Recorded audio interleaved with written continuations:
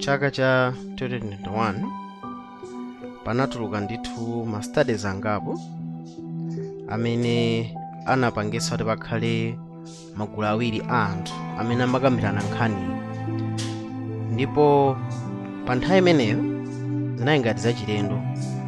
Komano ndimafuna ndithu tiwerenge buku limeneli Signs of the Times, May 30, 1895, paragraph 3. Akamba zonena kuti Mulungu anakonda dziko lapansi kotero kuti anapereka mwana wake wobadwa, mwana osati kudzera mu chilengedwe monga ngati angelo, kapena mwana amene wangolandira umwana monga ngati anthu ochimwa amene akhululukidwa, koma mwana wobadwa yekhayo amene ali chithunzithunzi cha maonekedwe au munthu wa Atate wake. Ndiye tikutha kuona kuti pa nthawi imeneyi nkhani imene inabweretsa mapungwepungwe ambiri, kufika kunena kuti magulu awiri anatulukira. Ena amakhulupirira kuti Yesu Khristu ndithu ndi mwanadi wa Mulungu monga ngati malemba anena. Ena amakana ona kuti ayi, Yesu Khristu si mwana wa Mulungu, Yesu Khristu ndi Atate ubale wawo ndikugwirizana.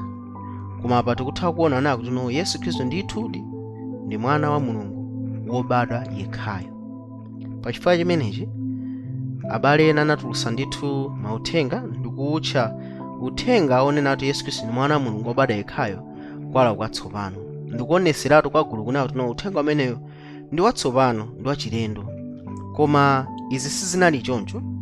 Tikaona ngakhale Mbiri itiuzaona kuti akadaulo pa nkhani za theology akuluakulu ngati achina George Knight, Ministry Magazine, October 1993, anafotokozera ona kuti ngakhale anthu ambiri amene anayambisa chi-Adventist sadakwanisa kulowa ndi kukhala ziwalo za mpingo umenewu lerolo. Adakakhala kuna kuti pali chikakamizo chokuti agwirizane ndi mfundo kapena ndondomeko za fundamental beliefs, makamaka chikhulupiriro cha namba 2 chimene chimayankhula za mbiri za utatu.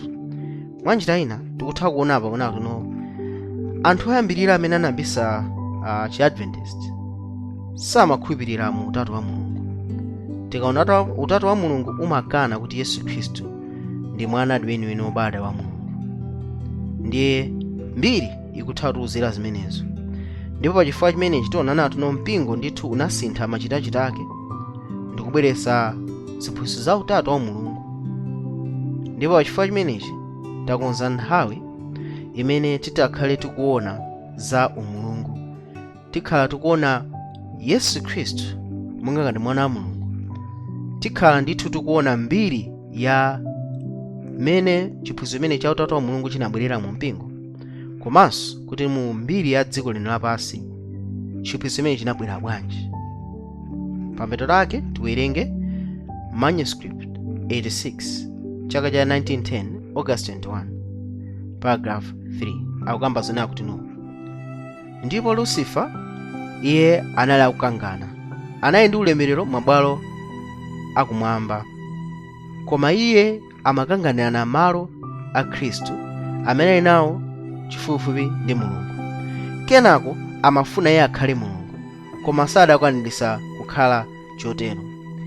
Yesu anali yekhayo amene ali mwana wobadwa yekha wa Mulungu, ndipo Lucifer, ngelo wakuunika wowalayo, anabukisa mkangano pa nkhaniyi kufika kuti anaponyera pansi ku dziko lapansi. Ndiye tikutha kuona kuti mkangano umene uli pakati pathu kapena msuso wakulu ulipo pakati pathu sukuyamba ndife yayi, unayambira kuti kumwamba. Lucifer anali woyambirira amene anasusana kuti Yesu Khristu ndi mwana yekhayo wobadwa wa Mulungu.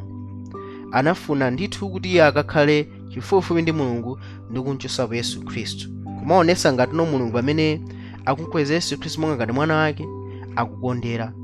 Ndipo Lucifer ndi amene anabweretsa mkangano pa nkhani ya umwana wa Yesu Khristu. Tikupitiriza mukalata 42, letters 42 chaka cha 1910, paragraph 3, akutiuza ifuna kuti angelo kumwamba anachosedwako chifukwa choti sadakatha samagwira ntchito limodzi ndi Mulungu.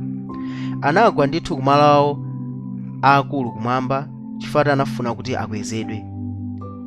Iwo anazikweza wokha ndipo anayiwala kuti makomedwe amaonekedwe awo ndi khalidwe awo zinachoka kwa Ambuye athu Yesu Khristu.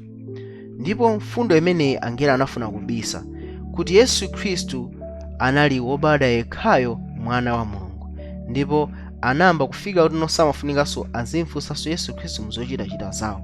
Mwanjira ina siye Satana yekha koma angelo akenso amene anafuna kubisa kuti Yesu Khristu ndi mwana yekhayo wa Mulungu. Mkangano umene ukupitirira pa dziko lapansi, ndithu mukhale nafe pamene tikuona mbiri ya nkhani ya utatu wa Mulungu, mbiri ya utatu wa Mulungu mu dziko lapansi, kuchokera kumwamba kufikira pa dziko lapansi ndi kumene mkangano utathere. Mukhale nafe, Mulungu akudaliseni.